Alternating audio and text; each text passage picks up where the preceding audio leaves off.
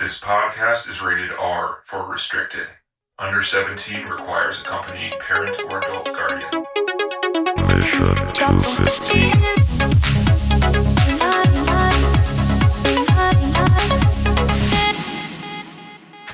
You in a bad mood, dude? I don't want to. Am I pissing you off, He dude? is. He's tired. No, He's I'm just tired. tired. I'm trying to think, we can go over the script a little. I think that's part of what soured me even more on the film. Because reading the script's pretty masculine. Or not masculine, it's not fair to say, but it's pretty like written by that they're oogling the women in the script as they're writing about them, sort of, and it's really straightforward. There's no dream sequence from what I read from the script, and so that makes me like reading through the script makes me take away from the film that it's just a pretty kind of disgusting movie where they're sort of glorifying the violence and kind of getting off on it. That's there. I'm not trying to excuse that away. That's stuff like that. No, I know. And I don't think the movie does enough to dissuade me from seeing that at its core. And that just, but and maybe Leone's his take on it is different as a director or the cinematographer or the way that whoever was working on it in terms of all of that stuff. And he saw something different.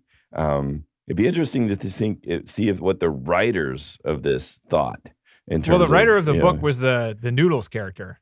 Right. Well, that was so, and I tried to find that book, but it's out of print, and like you have to pay like $1,000 for an edition of it or more these days. Whoa! Wait, you can't just get it scanned online or something like that on a torrent site or something? I wonder how much the NFT They have is. like these PDF files that you got to like subscribe to something that you don't want to subscribe to get it. But yeah, I learned what NFT was this week. Oh my God! I still don't understand it. I don't either, but it's baseball cards digital. That's how John, you know what it is, right? I assume you do. Oh, near field transfer or something like that. Yeah, it's like a digital form of art. It's just digital, like it's a digital baseball card. That's how I think of it. No, remember how you used to collect rare baseball cards and stamps and all that? That's all going to be on NFTs now. It's freaking ridiculous. So like someone that takes a fucking jump shot on a TV screen, that becomes an NFT, and they sell it for $10,000. I don't get it. Who sells it? How do I sell it? Can I do that? Dude, there's a website. My brother's on it. He's got a couple NFTs. What's the highest he sold one for?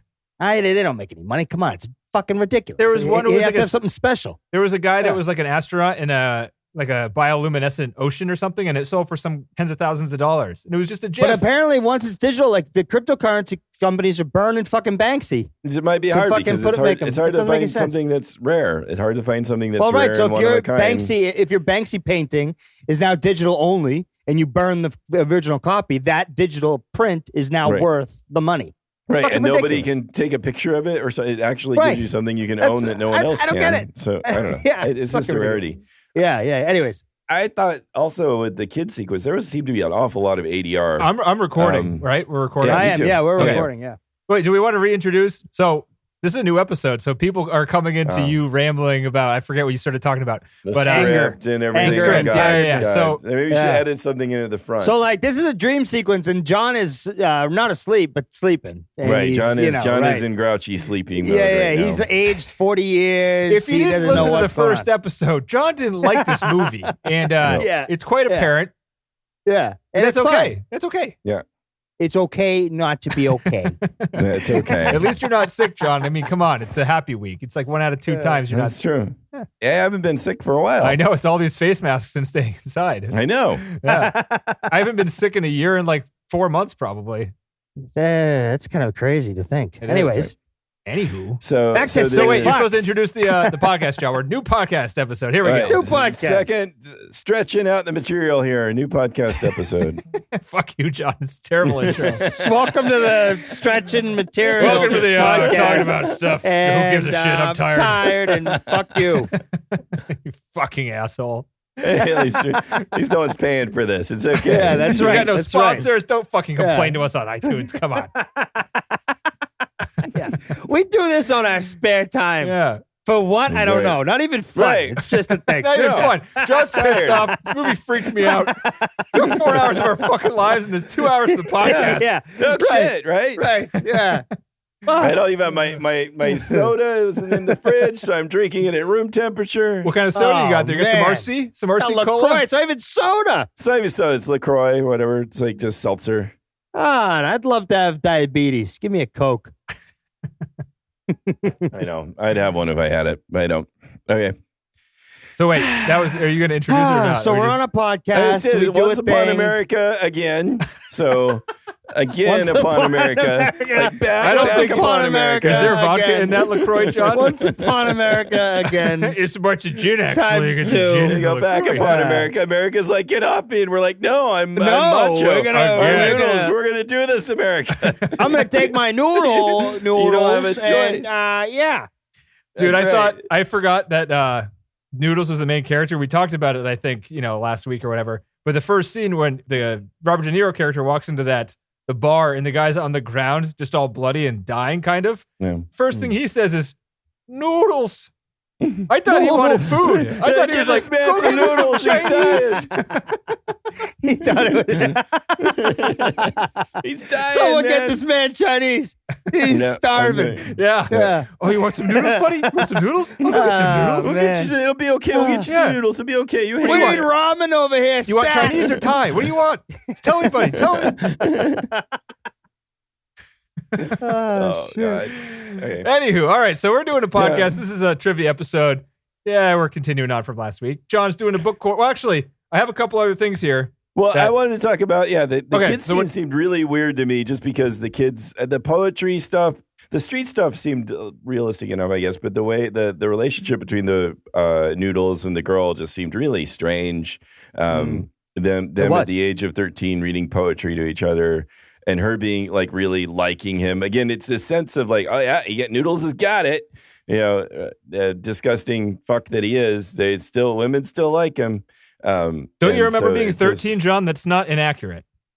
What? And reading Macho Hebrew- assholes got 13-year-old girls attracted to Really? them. When you were 13, yeah. That happens, dude. That's real life. You're That's right. like normal shit. Yeah, maybe this there's is, maybe this is resentment. why I hate the film so Yeah, much. you're is it's my- resenting the fact that you couldn't my, do it. My fragile I nerd never could either. resentment is coming through. Yeah. Thinking about it, like I do remember that, like the poetry shit. I admittedly, when I was 13 or probably close to then, wrote poetry to girls like that, and it fucking Wow. did Oh, not yeah. work. It was Yeah. horrible and embarrassing. Maybe I'm too old to remember. It just seemed, I guess yeah.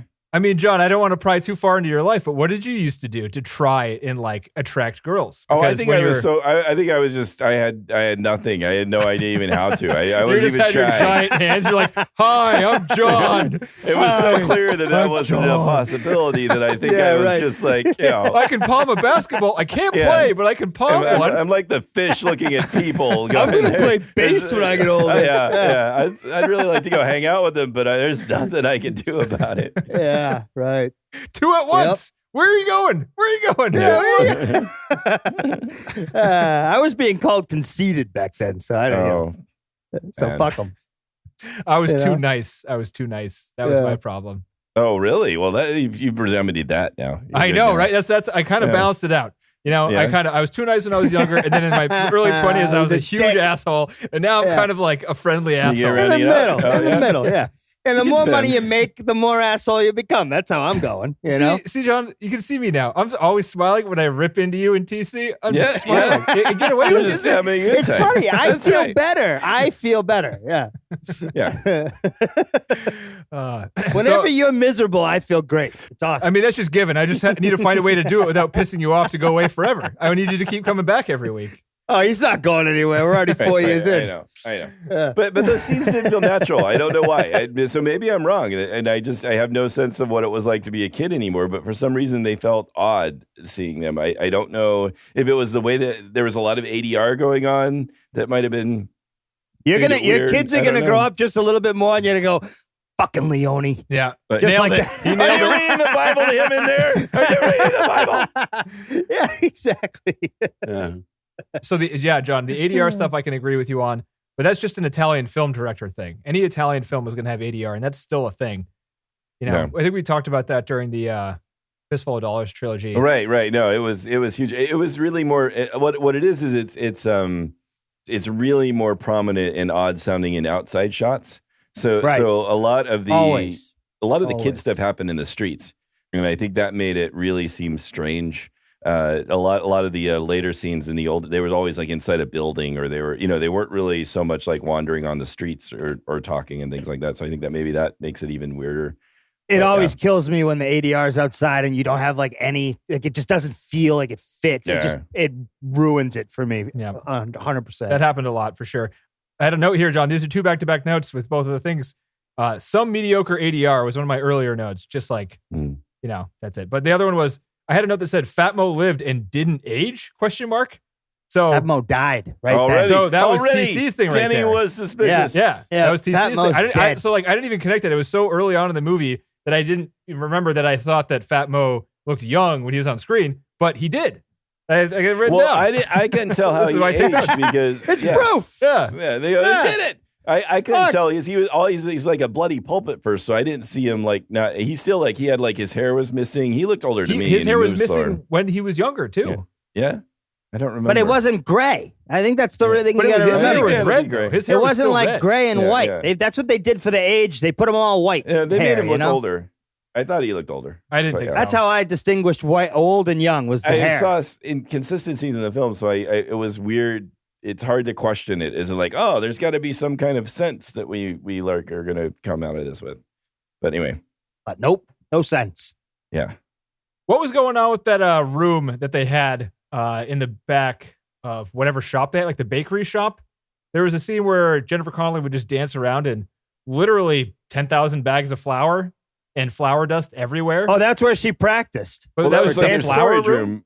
Well, Yeah. no, or storage Storage or room for the whatever they excess- were at. Yeah, They had like a The bunch of fruit in restaurant or there at one something. point, or they So just they like just, so the stored business stuff has in there. shifted from like pure bakery when he was younger to like Or apples it and- was like barley for the Depends. booze. Was Depends it when not it's just like where they were lunch- stashing all the maybe. stuff for the booze? Yeah, Because But I they were don't know. it Yeah. was prohibition, right? Yeah. But they weren't serving the booze in that place though, right? No, they Oh, were just- making it they in were the just back. thinking it'd be You know? nice They were while making she's it in the back of that dancing place? if there's a lot of flour. I mean, it's conceivable that that's what they were doing, and that's what their ingredients were. Don't forget, back in Prohibition too, I don't think people were very smart. That's just such a blanket statement. But like nobody was Your laugh was rating great. nobody was rating these places and being like, that's a bag full of barley. What do you make a beer? You know, like they just weren't doing that. Was this a bag you're of grass? making- Yeah, it's another bag of grass, dude. What's that? Is that weed? Ah, shit, roll one up. No, I'm just kidding. I have no idea. They weren't that smart, you know, just like this statement. We've learned so much in the past 100 years. Yeah, right. What does the phrase "roll a drunk" mean? They were about to do it, but then they didn't, and I was confused. You Is like take their money. You just rob them. that a phrase? Oh, Roll okay. a drunk? Oh yeah. I used to do that all the time. No. Oh yeah, John didn't have anything with the girls, but he used to rob Yeah, those drunks. he used to blind. rob those drunk people. Hey, I could take on the drunks if they were Yeah. drunk enough. I could sometimes it was a close call, but if they were really drunk, I could get Ah, the he better took of all them. their fucking money. And if they were Tried lucky, to I'd tell read the them a girls little he had poem the that I money, wrote. but they wouldn't listen Yeah, to him. read him a so. little poem. You Yeah. guys' skin so soft. Yeah. Yeah. His skin's so soft. Face so puffy. And red like a beet, like a rose or something. Nose is sweaty. Is that a haiku yet? That's it. Yeah, I don't think so. It's just gross. So when he goes into those guys' crypt, there's a door with a lady with a towel over her shoulder and like a silhouette of her half naked body or whatever. Was Uh-huh. that supposed to be the younger kid during that cupcake scene? You know how he sees that young prostitute or whatever in the bath, like right inside of her apartment with her mother, whatever. You know what I'm talking about? Right. He gets a glimpse of her like almost naked. No. I think But then that's just It was the same angle and shit. It looked like it was pretty but similar. but Max is the one that built that, and this is his dream. So you You can think say, Max chose the door? You think Max yeah, chose the well, door? Max, Okay. Max, well, again, this is the dream, so nothing has to make any sense if it's a dream. It's true. Or if it's not the dream, Max is the one that built the crypt. So Max just said, put a sexy girl on there. So maybe, I mean, if it was a dream, and I think it is, the little kid, whoever that was, told De Niro and Max about this. He's like, I saw Maybe. her at least. And he's like, well, for him, I'll give their crypt this door for him to honor his childhood memory of him or whatever. I don't know. Maybe.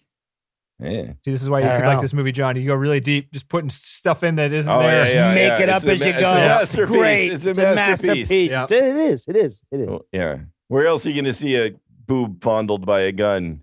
Or a Oh, cupcake. that was really weird. That scene was weird. I'm going to read you that part of the script so that you can just see how Please, disgusting please do. it is. Please do. How Because I went watched to how look- disgusting it was. It was fucking I know, disgusting. but I was like, how would they write? What did they write that? How do you write that in a script? So if you're wondering, They put the name tags on the body bags at the scene of the crime. Does that happen? Like tagging a for crocodile. dramatic purposes, They're like, oh, we already got these printed out. We identified Yeah. the burnt body on the scene of the crime. Get the typewriter out here, print them This out, put is them in the Joe. weatherproof That's sleeve. Johnny. That's Yeah. Timmy. That's That's Tommy. Timmy, Joey. Yeah, there you let's go. put them in alphabetical order, boys. Yeah, right. There you Timmy, go. Tammy, and Tommy are all bagged up together. Oh, fuck. What happened? I'm dead. I can't fucking feel anything, guys. What the fuck? One day, Larry and Timmy are going to Yeah, be one laying day, next to each Larry. other in their mausoleum. One day, Larry. They have There rented you out. go. Yeah. And Noodles. And Noodles. He said, Noodles. He comes in with one day. Larry is no big deal. He doesn't have a Timmy marble Buckles, casket, he's still though. spackling. He's got a Yeah. cot for his corpse in the between the two Right. nice ones. Exactly. Joey Carmen. He used to be a cop, but now he's just a piece of shit. No big deal. Yeah, I don't know what this is worth. This is a movie I took the most notes for in a while. I don't know if that means it's just long It's a or long if it's movie. because it is a lot of questions to be asked. Joe Pesci didn't enter until 1 hour and 48 minutes in, and then he left 1 hour and 51 minutes in. That's- Was seen for another and 10 when- seconds, and that is it. Yep. Such a strange thing. Yeah. Fucking Joe Pesci. Come on. Put him in there. Right. And they give him like a title card in the beginning, so you assume Yeah. he's going to be a part of the well, movie. no, and I definitely assumed he was going to be the guy at the end that brings down the hammer or something. Yep. And Especially because they showed you the glimpse of him. You're like, oh, they're going to Florida. He doesn't like Yeah. that. Something's Right, going to right. happen. That's right. No, He it's looked because at we've him. seen all those movies later Yeah. and just assume right. You don't that's want what's Joe gonna happen Pesci in to this look one. at you over his shoulder. That means you're fucking Right. dead, is Yeah. what that Yeah. means. That's right. Even though he's all of 5'3" and like, this tiny little man. That chicken feather scene was pretty sweet after they blew up the car. Oh, were the guys like in the factory or whatever Yeah. it was? Yeah. Really cool idea. Was that a textile like place Cool. or something? That's what it looked like, right? Was It it looked like like cotton, feathers from cotton or something, yeah. Is it I don't cotton? know, like some kind of like down or something. Yeah, right. Yeah. that scene where they killed what's his name from Rocky? That was pretty fucking scary. The violence there, and then like following up, there was a scene where the guy they were pouring gasoline on him and just like taunting him with a match. Why did they drive the car into the water? So that was the union guy or the guy that like it's interesting in the script it's Noodles that's in that predicament. And not really? the union guy. Yeah. So So how do they bring the union guy into the later on in the movie? He comes in later. He's just I don't He think just they comes show in? him. They don't have the torture scene with him. He still gets shot in the leg and everything happens as it does. But I don't think they show him being tortured with gasoline. That actually happens to Noodles. Damn. I bet De Niro didn't want to get wet. That's what I bet it was. I bet that's what Yeah. it was. Well, he Bobby, drove don't- into Bobby, the, he Bobby, drove into don't- the I water. don't think so. I still don't know why he drove into the water. Oh yeah, driving into the water It- was dumb. They were in the middle of nowhere, and there's a murder scene like less than a mile behind them. Right. There's no cell phones back then. What is the plan there? There's no payphone. There wasn't. Yeah, they I have don't guns understand on that them. whole scene. They have diamonds. They have a shit ton of Yeah. money, probably. Right? Yeah. It's all getting wet. They might lose it out the fucking back of the car. Some manly shit going on. You just you The nail guy's women, riding his you heart drive on into the car fucking on. sunset. Yeah, that's right. I'm feeling real manly right now. We're going That's off right. the fucking bridge, You know what? guys. You wanna go I for a am hard swim? as fuck. Let's go into the water. Hey, like that. That's the movie, John. That's what it is. I'm pretty sure that's what it is. That's what it is. So, did you guys? We haven't talked about this yet. I got some serious Stanley Kubrick vibes a few times watching this movie. Nothing. Two scenes specifically made me think this could have been Stanley Kubrick, and I wouldn't have known the difference. One of them was at least the set and the way it was shot. The scene where he spins. There was like the James Woods was on the throne, and Robert De Niro was spinning his spoon in the teacup. That set didn't make any fucking sense, but it was beautiful and. It had that like, Yeah. brilliant, bright lighting that Stanley Kubrick And has. weird like stillness that seems to be a Kubrick. There was like a thing. pool table, a weird loft room with like a sheet yeah. that was full of white light. Just it was a weird looking thing, and I was like, this could be in Kubrick easily. Yeah. And the other one, the entire scene could have been when they were switching the babies around. Oh Ah, yeah, yes. yeah. That's sort of just weird comedy out of nowhere. Yeah, but it was Kinda also scene, yeah. it also had like expensive shots where there were cameras like Like on the overhead, ceiling, right. panning out. A lot of Plus, it had that same song from A Clockwork Orange when they were going in. What was it? When they were robbing the house. That Oh, you're right. Yeah. You know. So that really adds to it. Yeah. Yeah. That's a lot of screaming babies in that shot. That's gonna be a hard thing to fucking I don't think that's an easy thing to No, arrange. how many? Like you gotta get 50. I need 50 babies. You need 50 babies? Yeah, I need 50 babies. We're gonna make them all cry at the same time. What are you gonna do? Run some electrodes along them or something? Yeah. I don't know. I don't know what we're gonna Give do. them a little here. shake. Give them a little He's shake. gonna slap their feet real quick. Hey, we just need to. Who's Who's the feet slapper? Who's the feet slapper? Go in there with one of those air horns and just Cue feet slap. Just a bear Cue horn. the feet. Yeah, just wait. You get them asleep first. Get them all asleep, and then you come in there right in the middle of the night and you just air horn them. Yeah, you fucking babies, wake up! Oh God. But that scene did. They also had. They were all in white. There was bright reds, bright whites, and then they had Right. the masks on. There was 4 of them, and they were doing like coordinated gang shit. And that music and the cinematography. But that it whole just reminded me a lot of sequence- Kubrick. The whole sequence feels like Kubrick. That they're switching the baby and making the cop himself seems like this oversized character being all excited about having a boy. That all feels like a Kubrick sort of thing too. Yeah. So Was that Danny Aiello? Hey, There's Danny Aiello, I'm pretty sure. It was Danny Aiello. Police Chief Apollo. Gotta love that guy. I love saying his name. Danny Aiello. Hey, Danny Aiello. Hey, where's the balls on this kid? Where's the fucking balls on this Kind of kid? hurts my throat though when I say it. Yeah, was he a good dad or a bad dad, John? I don't know. He seemed kind of like a good dad sometimes, and then also a pretty terrible dad. It could have been a dream. It does. It's all right. It's whatever. I admire the guy. I liked it. I thought it was pretty funny, and this is sexist and horrible. But when he turns to like his 4 daughters, and he's like, "This baby right here is What? better than all of you fucks." I was like, I laughed at that too. I hate to say it. Yeah, you're gonna have to see these balls someday. And I was like, "Fucking who says that shit to their daughters?" And then it cut to one of the daughters' face, like, "What?" Yeah, that was funny. That was pretty funny. Like they had to set that shot up. That's what I was thinking in my head. The joke had to have been written, right? Yeah, right. Like they really sat and they were like, "All right, we got to set. No, sit right there, just like that." Yep. This is what Hollywood's like, Mom. This is what you want my career to be. Yeah. Shut up, honey. We just got $2,000. I think I'm just so tired of like, and again, I say this over and over again every time we have these films where it's like so much effort and work and artistry is put into telling the story about these really shitty people. It's like, I just get tired of it. So with these, especially with the gangster films, I think just seeing 4 hours of this, and again, I think at least the intent of the writer seems to be a lot more glorification, kind of. And I get that as a theme, whether Sergio Leone wanted that or not in the film. I think there's a fair amount of material in here that does have that sort of aspect to it. Yeah, I don't know. I think there's something to be said about a true story like this. And however, how true it is up in the air. The guy wrote a story about himself. It's kind of the same, right? Which is half fictionalized. Yeah, it's like Wolf of Wall Street, or right. Like these gangsters always write about themselves to try to like make more money off of their fucking lives. Like they're fucking swindlers. They're pieces of shit. Yeah. Yep. But at the same time, there are people that do this type of shit, and I think it's an interesting way to live. I think it still is. Like I can't believe that people choose this way.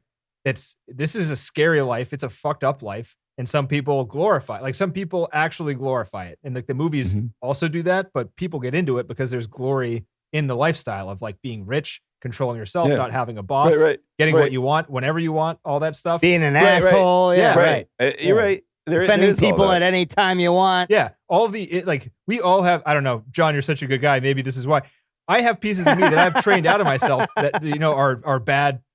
I think most people have bad parts of them. Like almost everyone does. Right. Yeah. You train them out. These people don't need to. They don't need to filter that shit out because they're because powerful. they have all their own money. Yeah, right. They can do whatever the fuck they want. And there's something appealing about that in general.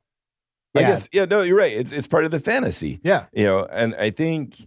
And this, I like this movie because it shows you to get the fantasy, you need to ruin other people. And that happens every fucking time. And it's not worth it because it's not worth, you have to be a real psychopath to be okay with enjoying this type of shit if all you're doing is hurting other people. And there are, but they still are going to show, and again, this is true too, but they still try to show, and this one is less to some extent, but they show the camaraderie, the friendship, and those are probably parts that even these psychopaths have too.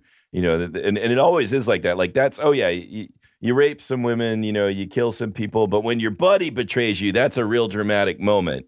But I didn't ever really get that. I thought they were like, their relationship was based, like they tried to have something. They latched onto the one thing they're like, let's go swimming, Max, me and you, we'll go swimming. And you're like, you guys don't even like each other anymore. But I mean, at the end, you're still left. That was the dramatic turning point of the film, though, was his angst at turning his friends in. And that was the pivotal point. That was what Max ate at him. He was already pissed at his buddy. He was already pissed at Max, like way before then. But even if you go even further out at a higher level, the film tried to do this. Even if you have it at a higher level, though, even if you pull back even further from the buddy thing, though, you're left with this story that even when you do those bad things, nobody is left with good things, right? Like that's kind of the moral of the whole story at the end. Even if he's just feeling guilty, the dream sequence he's having, things still don't work out, even though he's trying to right, which is like, if this was Noodles' dream, if it really was his dream, couldn't he do better? Well, he fucked it up too bad with the girl, but that's what like that. The point is, they're showing you like when you do bad things never end up good too. On top of it, even when you're trying to make your life story better, I would say then too that also seems quite unrealistic for Noodles' characters. I mean, if he's making this shit up, he's a cartoon character. His name is Noodles is going to be having sex with all kinds of girls. He's going to get the girl he wants back. It's all going to work out great. But he didn't get her. He didn't get her back though. Right? Even in the dream, that speaks against it being a dream. But because it seemed to work out as you might expect it to, other than like her not like screaming and calling the cops when he walks in because the rapist is in the room, like hey, and him saying, well, it'd be nice to say, what does he say? Mamma me, De Niro, Bobby De Niro, it's me. Right. It's Bobby. How you doing? He says something like, it'd be nice to see you, or he just says something like, like as if he's somewhat affronted that she doesn't say some kind of pleasantry to him after her rapist comes back. Well, you don't say hello. Yeah, I mean, Jesus. You're happy to see me. Yeah. Should I take off my bench? If it is Noodles' dream sequence, you'd think he would color it up a little better. And I think that would have also made a really fascinating, that would have made a really interesting movie to sort of push the limits of having it work out well for him, but making it even clearer that it's more of a dream. I don't know. It would have been more clear. I think that would have made it, I don't know. For me, that would have made it worse because it would have made it more clear that it was a dream sequence and you couldn't have had both sides. This was I mean, and also when you have dreams, you're not in control of the dreams, right? You kind of just go with the flow. You have like a general, you're moving towards a certain feeling, but it's not perfect. It's not that's true. That's okay. That's a fair counterpoint as well. But if it's not like he's, so if a dream, I don't know if you're like high in an opium den, I think it's more like him fantasizing. And I was like in the Wikipedia page, they were like talking about the, what Leone said, that he confirms the validity of the interpretation, that the scenes could be seen as an opium dream, could be. And note, Denny, in the DVD commentary of the film historian and critic Richard Schneckel states that opium users often report vivid dreams and that these visions have a tendency to explore the user's past and future. Oh, thank you, Schneckel. Yes, I did hear that. Yes. Yes, did you hear that from Schneckel himself? Mr. Schneckel. Yes. No, I mean, I read that quote. I read a lot of the quotes that were available online from him just to try to scour some actual trivia. Speaking of trivia, John. Yes, Danny. Is it book corner time? Book corner. Sure. So I read the script. I found it online. Who knows? If it's so sorry. Accurate script. So we're an hour and 40 minutes into this episode. So if Johnny usually he only goes for about 15 minutes, and we're an hour and 40 in, and it's book corner time. So right. Any short followings that just keep that in mind. just John's trying, all right? He's doing a good job. I'm gonna say that in the beginning, just up front here. Just let just a little disclaimer. John is past his bedtime. Yeah, he's not only drank a warm cup of milk, he's dumping it over his head now. He's quite wet. I don't feel good. It gets cold. It was warm at first, but now it's even colder. After 10 minutes, it turns temperatures. Yeah, it's not good. It's like when you pee your pants. Stop squeezing. I'm going to poop here. You're like, I'm warmer for a while, but then you're not. All right, right. what do you got? Oh, Jesus Christ. So the film doesn't start with the guys breaking, or the film doesn't start with the guys breaking into the theater. They start with. Wait, so we're talking about the script now.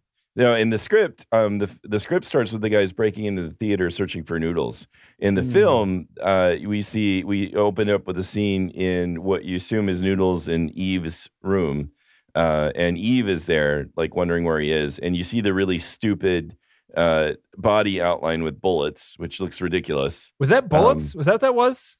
I thought they were like the kind of candy you got on the paper, the little pieces of shit. No, you it have to, looked pull like off. they were holes. I thought they were They were like holes that you could see through there. But maybe you're right. That'd be better if they like just. I don't know. I couldn't tell what the fucking bad guys do? Like sit there and get all those little dots in order there. We're gonna Unscrew the light bulbs. Unscrew the light bulbs. Put the thing underneath the sheets. First, we're gonna like, hey, look, we're gonna make a little pattern here. You see, there'll be a little guy there. You're gonna see, he's gonna freak out. It'll be awesome. We make his head cartoonishly big? Nah, that'd be too funny. No, he freaked out. Anyway, that was weird. Going too far. I didn't think about that. I was too confused to remember that scene. That's not in the script.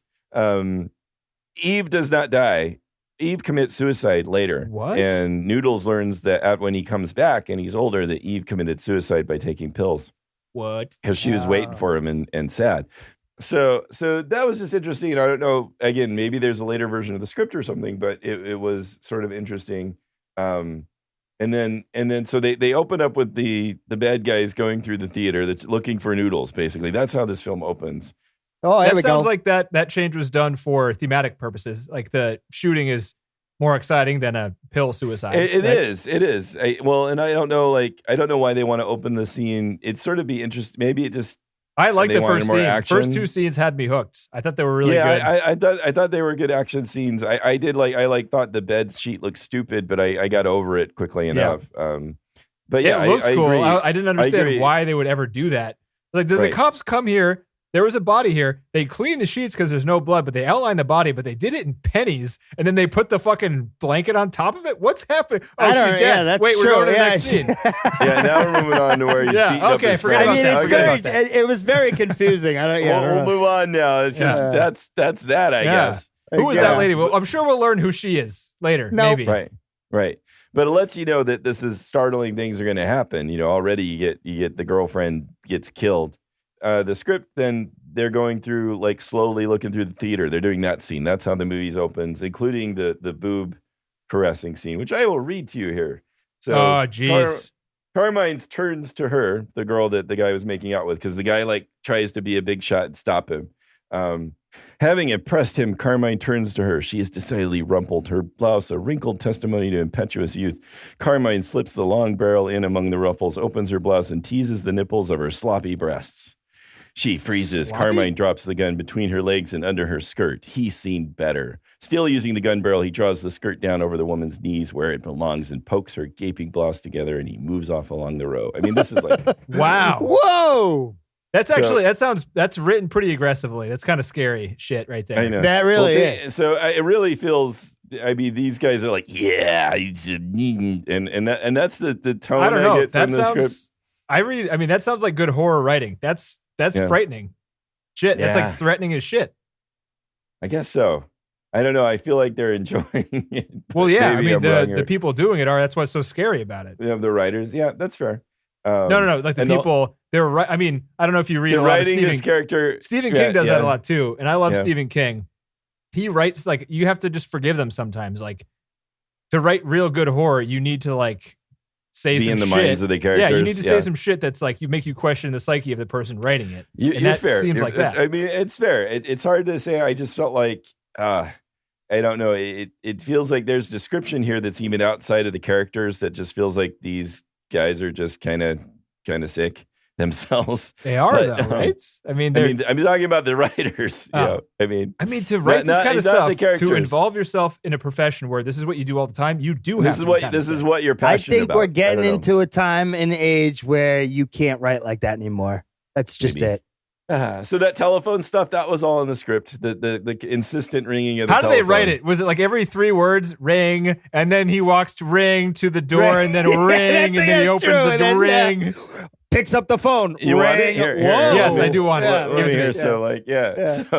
So, Noodles sits at the bar in the center of the room. He obviously has something heavy on his mind. The pretty girl who's with him, Eve, looks at him anxiously and says something to him. We don't hear what it is, and the sounds of voices, laughter, music are muffled and distorted over them all. Loud and clear rings the telephone is off to the right in capital letters. This is Someone a turns well-written lights script, on. dude. That sounds like pretty good writing right there. The writers decapitate the 4 champagne bottles and machetes. Max looks across the room towards Noodles and raises his glass in a toast. In reply, Noodles barely moistens his lips, and the sound of the telephone grows louder. They literally wrote it in. Telephone. Yeah, they did. Telephone. Noodles, more stuff happens. Noodles closes the door behind him and locks it. The sound of the telephone drowns the music. Noodles goes to the phone, dials, and listens. The character, the ringing changes, becomes more realistic. Noodles' tension mounts, and for a moment, it looks as though he might hang up, and then he calls. It's only 3 telephones in what you read. Yes, but it's constant, they say. It was 24 telephones in the movie. Oh, you Yeah, but they're not going to counted? write each I found one the in. trivia. They probably just Somebody edited else it. counted. I didn't count it, but it's 24 rings. That's a lot. That was another Leone choice there, let's John. make that Another a Leone choice. director's Well, choice. so the telephone, yeah. So the telephone is there. But I think they're saying here that the telephone rings and the sound of the telephone grows louder, they say. So the telephone So is it's kind like of still ringing in between yeah, the I think written it's rings. given in the script that the sound of the telephone is still there. So it was, all in there. Ring. Yeah. Ring, ring. So the interesting thing is then, we go to this abandoned boat dock. And so right after he calls in the script, right after Noodles is seen calling the sergeant for the first time, right after that telephone scene, it cuts. And then you're in a boat dock and Noodles is getting drowned in gasoline. So Oh, wow. this is them catching him in the opium den. They've actually caught him. What? Now. Yes. And he's got this burned out match thrown at him. There's no mention of Eve. What Noodles does then is he bargains for his life, saying that he's got $1 million hidden away. Who's gaslighting him? Just an opposing mob? So, yeah, the people that were looking for him in the beginning. And I still don't quite know why they were looking for him. Because they weren't the same people that killed the rest of his mob. These are because that was Right. the cops, right? Right. This is just a different mob. These are different. I don't know. Did they exactly, see the yes. weakness? Like, all right, so 3 of the 4 of them are dead. Let's go after the last one. We can get him. Right. So Because these before guys- that, they were kind the of two guys invincible are or named- something? Yeah, these 2 guys are named Sal and Carmine. And I'm not sure where they're from, because I didn't try to connect the dots here. But what happens is they're putting gas on Noodles. They have the scene, including the match where he You don't throws put the gas burnout on match noodles. You him. put sesame seeds on noodles. Yeah, that's right. I saw you come up with that joke in your head. Man. Yeah, you can just see it. Just You can light see up him. Yeah, the you can see him. Stop looking at me. I'm talking about funny things over here. So anyway, he bargains for his life, and they then go over to Fat Moe's. A whole other sequence happens where there's this big struggle. Fat Moe's first douses the other 2 gangsters with a Mickey with like poisoned liquor, and Noodles keeps it in his mouth and doesn't swallow. So it drugs those guys, and then they still have a big fight, and Noodles ends up killing them. And so then we kind of are caught up back with the movie at that point where now Noodles is with Fat Moe, and they're talking about what he's going to do next, and that he's going to go get the briefcase now. Wow, that sounds like an even better beginning. That sounds really I thought freaking so. action packed. Yeah, I thought so. I sort of, it seems like in the script they do catch him at the theater. So in this script, he's caught and dragged out of the theater. So how does he get away? He kills him So- and gets away, and then he goes on the bus to get out of town? Yes, exactly. Right. So that would have why did they not do that? Because these guys never come back. They're not a threat later on. it does make the dream interpretation a little bit more difficult if you wanted to end that sequence there. So here he's caught and brought out of the opium den. So just trying to think about this, John. The ambiguity of who sent the letter only existed in the movie because I didn't know who those guys in the beginning were, and I didn't know like who would know where he was. But it was Max that sent the letter, not those guys. Right. But you're not supposed to know. I assume the I script know, is I know. the same, where it's like he's in town because he's curious about where this letter came from. And Right, if those that's guys true. are dead, then who else could it have been? What other I see. characters are in the movie to have, as To an catch option? him? You know, like it's like, oh, the Right. only guy who Well, was left alive. Well, I guess you think Max is dead those too. guys, though, those so. guys could have been henchmen, and it could have been Frankie or somebody that's out True. to get him. Okay. There's always more mob guys. That's There's- true. yeah. Yeah, hanging out in the back. Frankie, get over here. Rule one of mob: always a higher mob. There's always one guy above. There's He's always fatter. one higher mob. until you get to like the Pesci character, or you get somebody. You get somebody there's like, oh, that's the guy. Not even Oh, Pesci. nope. Not even There's Pesci. always could one live more through, mob. No, but even then, there's always one more. You're right. Yeah. You're right.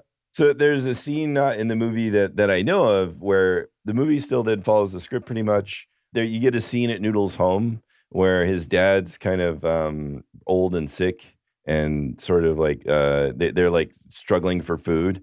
And so you get a little bit of family scenes there, to sort of like see how what Noodle's home life is like, which you got none of that in the film. Any idea if they filmed any of that? Probably not. That wasn't in your cut, John? No. Yeah, I didn't see it in the cut that I had. They may have though in the 6 hours. Who knows? And they had 10 hours of footage of cut down footage. There's one scene that also is not at all in the movie that I saw, where after Max and Noodles are hanging out for a while, Max viciously they rob this guy, and Max has a switchblade and viciously beats him over the head with it. So you get an indication of Max even at this young age Punching him with a a non-knife switchblade. He's got a switchblade, but he's hitting him with the handle, like beating him over and over in the head with the handle, really brutally. Damn. So you didn't get a sense of Max's violence, I don't think, as the kids. I got a pretty good sense of Max's being a sociopath. Even when they were kids? He was fucking with them in the first interaction they had as he saved the drunk guy from getting robbed. He wanted to control this group of kids. He was older than all of them, and he befriended the oldest one of that group, but he was older than all of them. That's a good point. He was a fucking psycho. So I did get that. I didn't get a sense that he was crazy. I thought he seemed pretty smart then. I didn't know that he was out of control. I didn't get the crazy bit so much, or the viciousness I didn't get from him as a kid. He was the one who planned the attack on Joe Pesci's. I thought he was his brother, but whoever the acquaintance was. He didn't plan on it. He didn't plan that attack. That was what Pesci wanted him to do. Right, but Frankie he's the one him who to do it. kept it going, even though De Niro wasn't going to be okay with it. He was the guy who went behind De Niro's back and murdered them as De Niro sat in the car as these guys were just murdering these guys as he was. And but he said he had to do it because he already told Frankie he would, and he can't go back on Frankie. And if he told De Niro about it, De Niro would have tried to stop him. That's a crazy person thing to do, man. It's a mob thing. This is the mob. Everybody's crazy. Yeah. If you tell, they're all crazy. That's what I'm saying. They're crazy. That's what I'm saying. If you tell Joe Pesci that you're going to do something, you better do it, right? Gabagool. What the fuck is everybody? So the poetry stuff is pretty much word for word the script, the kid poetry scenes, including the naked behind and everything. All of that's in there. Yay! Again, is this question of why do people want to put so much work and effort into this? Why is this what we want to try to make a masterpiece out of? It's just, and again, you haven't met John, some of these people. it's because humans are fucked up, dude. In general, humans are fucked. You haven't met some of these people. They're you weird. can be a genius master filmmaker and be also fucked up and focus on these things that a lot of other humans are focused on. not. Right, that's fair. Yeah. I think I'm just getting tired of it. I agree, dude. It's sick. Trust me, I get it. And people have just weird ideas, and they go with it when they're able to. When they have carte blanche to do it, and they have money, they just go with it. He turned down The Godfather. Sergio Leone was offered to direct The Godfather, which is number two movie on the It's number 2 3? behind Shawshank. Well, it's in the top 5, yeah. Okay, yeah, number 2. nothing beats Shawshank. He for turned some it reason. down because I know, right? he was deep into this. This is his passion project. Yeah. This is what Sergio Leone wanted to make out of everything he made, and this guy has the highest batting average of any director of all time. Right. Insane. And no one says no to that. Insane talent. Nobody says no to that, though. You know what I mean? Especially on the funding side and him coming and the back, work side. So was he semi-retired? Do you know? Was he in retirement? He worked on this movie for over 10 years. Oh my God! Yeah. So that's why it was so long. Yep. Oh God! It took him the first shit. few years. One of the reasons it was in pre-production for so long is that somebody else owned all the rights to this book, and the guy who owned the rights to the book thought the rights were worth a lot, and they couldn't afford it for a long period of time, and they had to negotiate with this guy to bring the cost down to gain the rights for the material to make the movie.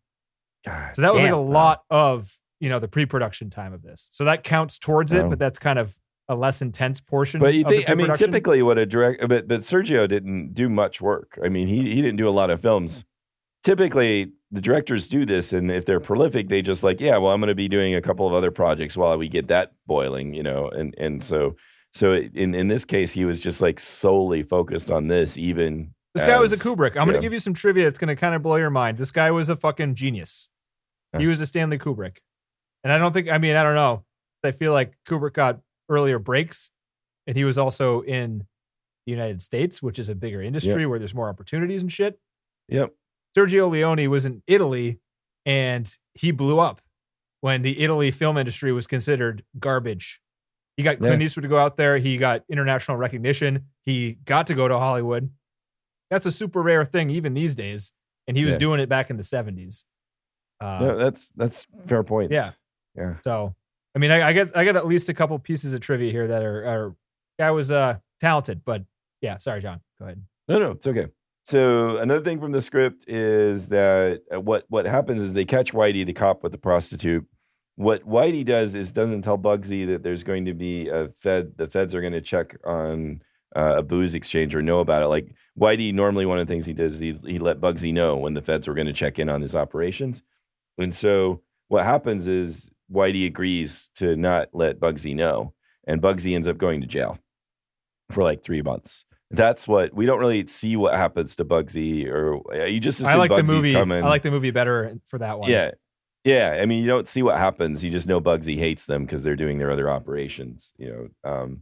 So he's in 6 years. Noodles is in prison 6 years in the script, which I think that's about right. He was in prison I didn't for do the math. like 11 years in the movie. Oh, in the movie it was longer. It was like 1,400 months is what they said. How long is that? Yeah. It was 4,300. I was like, 43. Jesus. No, sorry, not months. 4,300 days. 11.81 years. Right. Okay.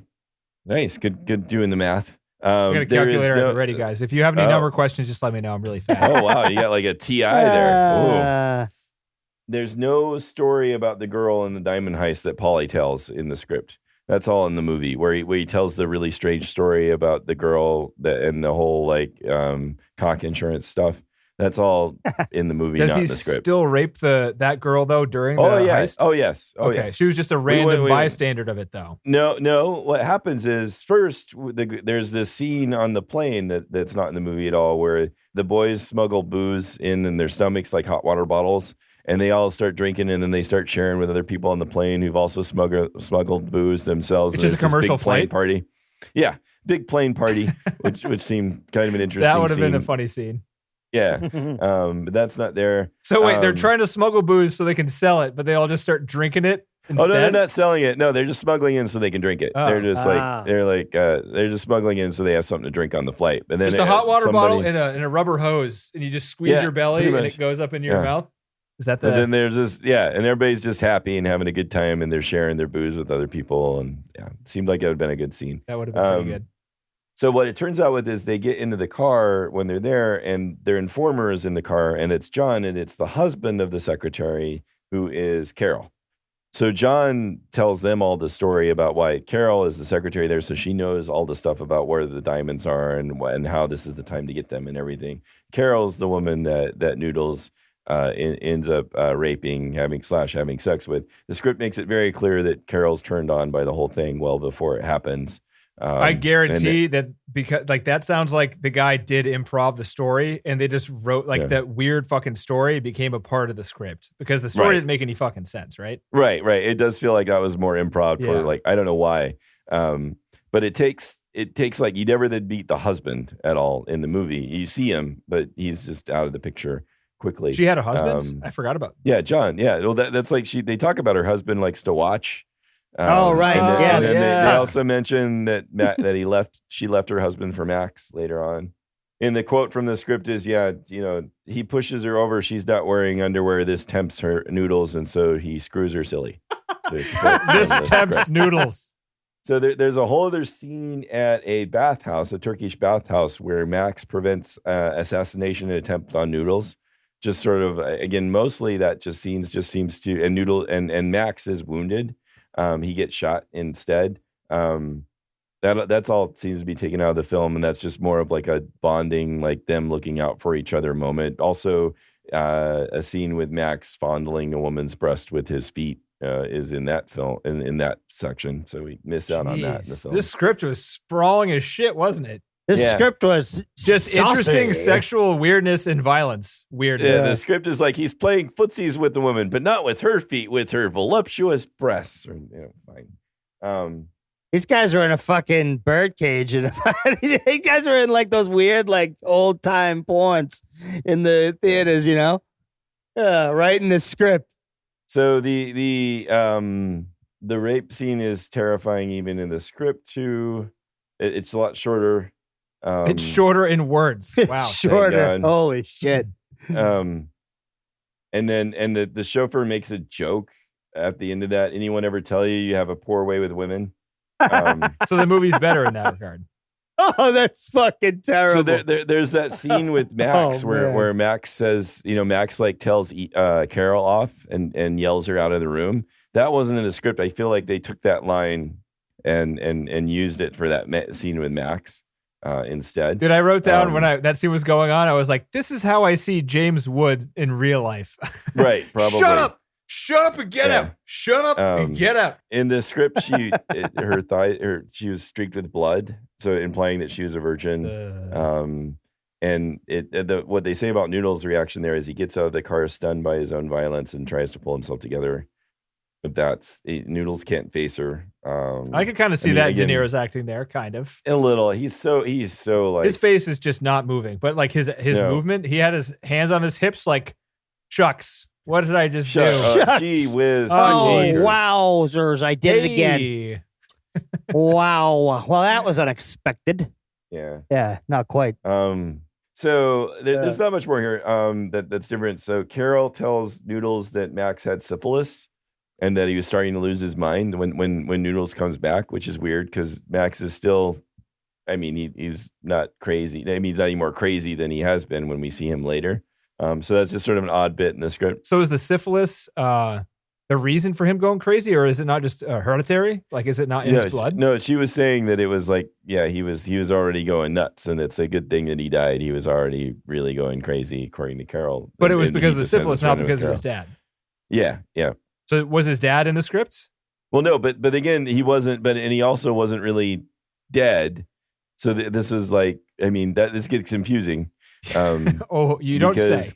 Carol doesn't know that he's not dead, and this is after Noodles has come back. I don't think we still don't know if he's dead or not. Right. So when Deborah, there's the kid named after Noodles. Whose kid is he? Did you think he was? Did you know whose kid that was? It was the Max's kid. It was Max's kid. Yeah.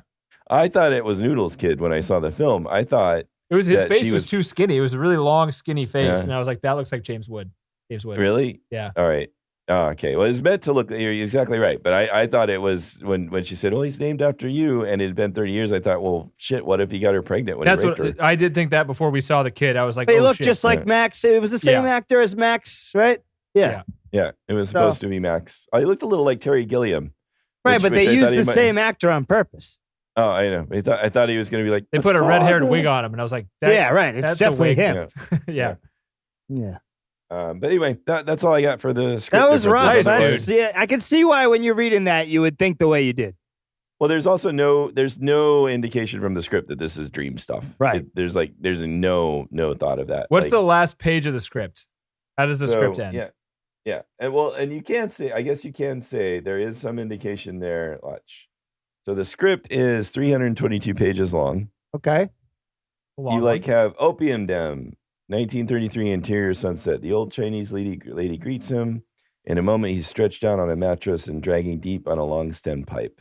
He holds the smoke in his lungs for a long time before letting it spiral out and up towards the ceiling. The smoke is harsh and kind and cleansing. It wipes out memories, strife, mistakes, and time. There you go. Hey, there it is, John. That's it is. Right there.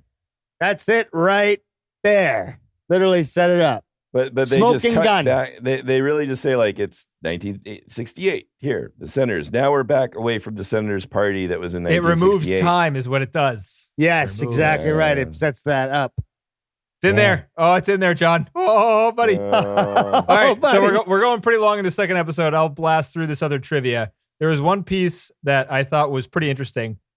So What everyone said about Sergio Leone was that he was an actor more than anything. So he directed by acting. He didn't speak English. He worked with a lot of English actors during all of his most famous movies.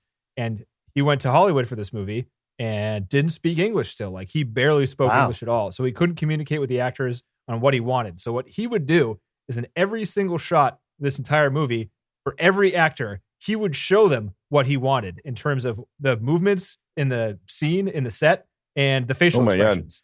He would it was like do it constant himself. charades. Yeah. He would do it himself. He wouldn't speak it.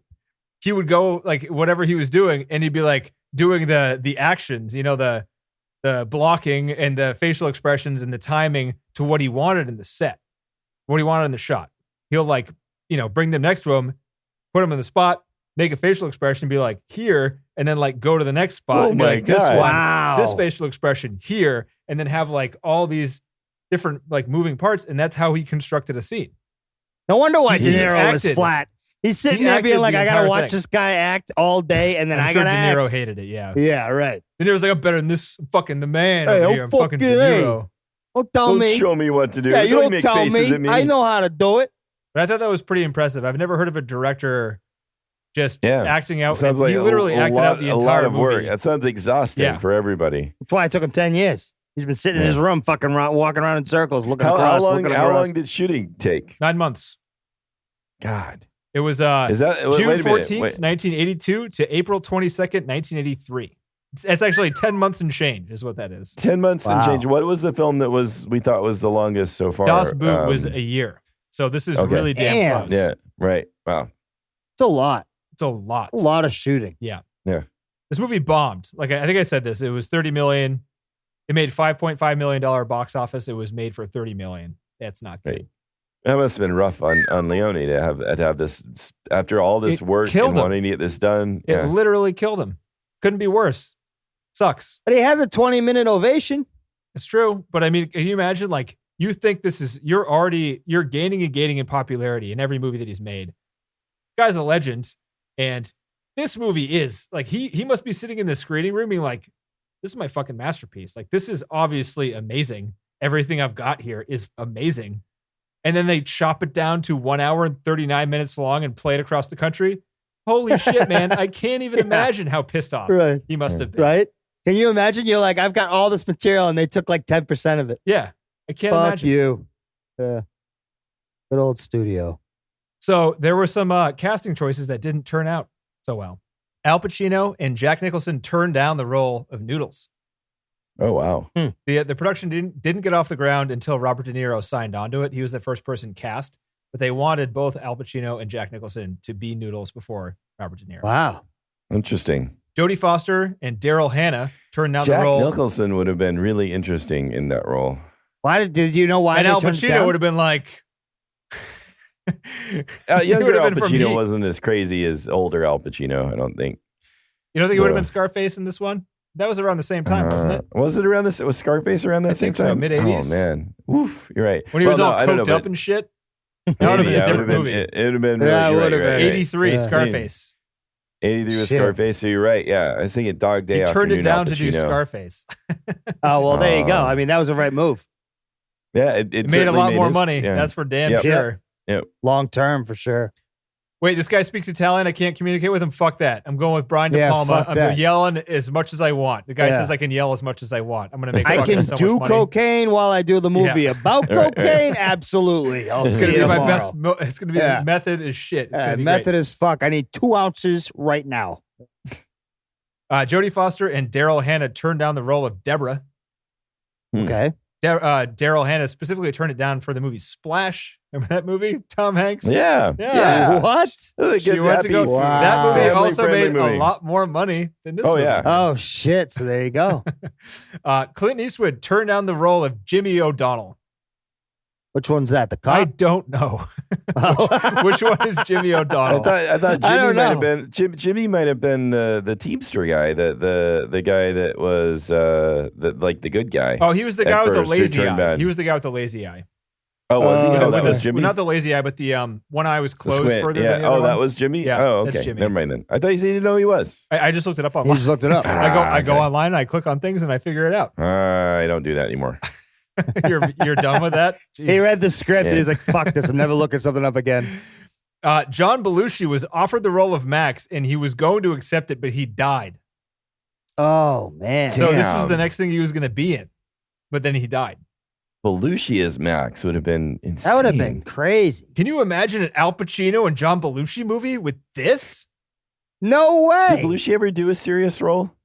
If you can, I mean, Blues Brothers had a couple of like comedic serious things. He just shows you can his see eyes, it though. but- He can keep a straight face. I don't know. He might have been able to do it. I don't know. It might have been really, really chilling to see him in a crazy role like that. He might have done it, but yeah. Yeah, Dude, that might have, I Wow. mean, who would have known? The funding only got off the ground after De Niro signed on. So maybe if they had signed on, it might have gone Earlier. nowhere. Yeah, you know? It may not have or- actually been made. Maybe, yeah, right. Yeah. Maybe, or he might have died like halfway during the filming, and then also my God. trash it. Yeah. Yeah. $15 million down the drain. Or just recut God. it. But, it's like, oh, this movie doesn't make any sense anyway. We'll talk about how he Yeah. died in the next scene, and everyone will just That's right. agree with it. Yeah. So this movie was in pre-production for over 10 years. The most intense pre-production was from 1980 to 1982, where Sergio Leone attended 3,000 tryouts for 100 plus speaking roles of non-main characters. 500 of those 3,000 tryouts got callbacks for videotaped auditions. And he also scouted all of his own locations, and he worked on the script as well. My goodness. You know who Norman Mailer is, John? Yeah. He wrote the first script of this movie from the book. So he's the creep. No, he's not. No, he wrote the first Interesting. script. The book was I written wonder by what the that. guy. I I'm wonder just what kidding. that. I wonder what that looked It like. was rejected. Because he's a really good writer. He's an amazing I mean, writer. he's yeah. So what he did is he got 3 weeks in Rome with as much whiskey as he wanted and cigars, whiskey and cigars, and a typewriter. That was his deal. 3 weeks. And he also Wow. met with Harry Gray, who was the mobster that this story was based on. So he had a lot of insight, and I would love to have seen that. Sergio Leone read it, and said, "No, this is not good. This is not what I can do." So it basically got tossed. I Damn. wonder if it's somewhere. Probably not.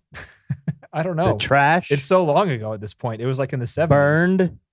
Yeah, that's true. It's like if it wouldn't survive, but that would just be kind of amazing. Yeah. And then, so the last thing I got is kind of a two-part thing. That garbage truck scene, James Woods can't explain it. People ask him, even Sergio Leone is like, I don't understand that scene either. What happens there? Up to interpretation. But to add to the mystery of that scene, that was not James Woods in that shot. When you see the guy Okay. next to the garbage truck, they dressed up a guy to look like James Woods, but it was an extra. It was not James Woods. Could have fooled me. So that adds to like the weirdness of that shot. Right. Because Yeah. nobody it actually isn't James. Like James Woods is inside. He It's didn't. like that go would out be the, him, right? But does that look like yeah. him? I don't know. Oh, he's hopping into the I truck. don't Is he open that know. he's Is not he- there? Oh, I he's don't know. not. There's a secret door. That's all I know. Intentionally confusing. So, dream sequence, opium high. That's all I got. Ah, yeah. Woohoo! Oh, it's yay. over. God. So, John, I gave you the opportunity during the break to think of a movie you wanted to watch because this one seemed pretty hard for you. What do you think? You want to watch an uplifting one? Do you have I anything? didn't even think about it. Okay. So maybe we think about it. Well, we're going Go to next sleep, Wednesday, and right? we'll talk about it We'll later. try. It depends how long the film is. But yeah. All right. So, top 250. John, you go first. No. DC. Yes. I go yes, too. Yeah, I understand. Yeah. Composition wise, it was phenomenal. Yes. Yeah. I'm just burned out on the gangster movies. No more gangster movies. The only reason for me is that this is one of That's the movies fair. that some of the movies I like, the first time I watched them, I'm confused about them. And then I watched them over and over again. And then I learned to really appreciate them and love them. Yeah. That's what happened with The Big Lebowski. It's like you a know. good album, too. Like Yeah. a really good album is like This that. hit So that note that's where right. at the end I was like, I think that was amazing. I might watch that again. but I still kind of don't like it. But I think it might be Yeah. amazing. Like I just Right, don't, right, you know. right. But That's fair. anyway, And then you so, cried yourself to sleep. So anyhow, Anywho, so we're going to insert Yeah. here what we're going to watch next week. So hey, Yep. thanks guys. thank Yeah, you, Denny. Thanks, guys. Talk to you guys later. Yeah. Later, guys. Hey, and actually we figured out what we're going to do here. We're going to watch Shaun of the Dead next week. That's what we're going to do. Oh, right. That's what we're going to do. Yeah, smooth transition, What are we right? gonna do? It's the same Yeah. What episode are we as gonna Once do Upon a next Time in week? America. Watch Shaun of the Dead. That's right. We came up with that and agreed with it without saying anything out loud. We Just were now. like, well, we just saw one kind of power fantasy for a guy. What happens when a nerd makes a power fantasy film? Interesting connection. There you go. Right. Yeah. Yeah. All right. So that's what we're going to do. Thanks for listening. All right. Bye. Shaun of the Dead. All right. Shaun of the Dead. Top